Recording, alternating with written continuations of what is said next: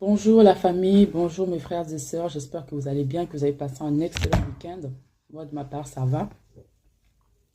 Et en ce début de semaine, j'aimerais nous parler de la persévérance, les amis. La persévérance. Je ne sais pas par quoi tu passes, par quelle situation en fait, quelle est la situation que tu es en train de traverser en ce moment.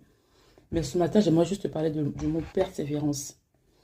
La parole de Dieu nous dit dans Corinthiens que il n'y a pas de situation, je paraphrase, il n'y a pas de situation qui n'était au-delà de tes forces en fait.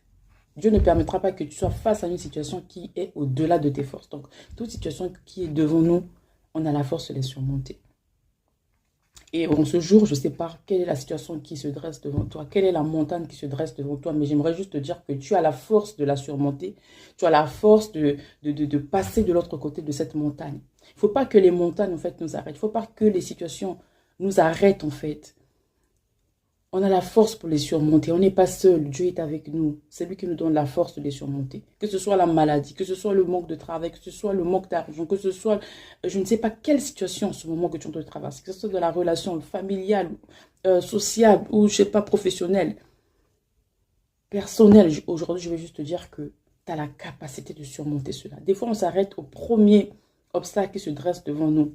Il y en a même, des fois, Dieu t'a parlé. Tu sais que c'est Dieu qui t'a dit de faire quelque chose. Tu sais que c'est Dieu qui t'a dit de te lancer dans cette situation-là. Mais dès que tu rencontres un obstacle, tu commences à te dire, ah non, tu commences à douter. Non, est-ce que c'est vraiment Dieu qui m'a parlé?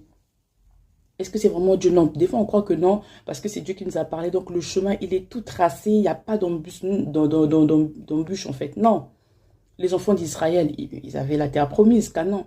Mais pour aller à Canaan, il a fallu qu'ils puissent déjà subir la terreur de Pharaon, et en plus de ça, arriver encore devant la mer Rouge. Vous voyez? Mais au final, il y en a qui sont restés sur le chemin, mais il y en a qui sont arrivés quand même à Canaan.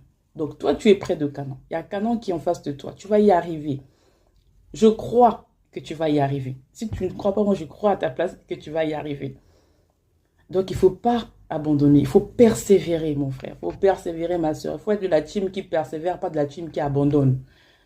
Le premier non, ne faut pas que ça te fasse abandonner. Tu as postulé, tu ne reçois pas de réponse. Continue à postuler, change de stratégie.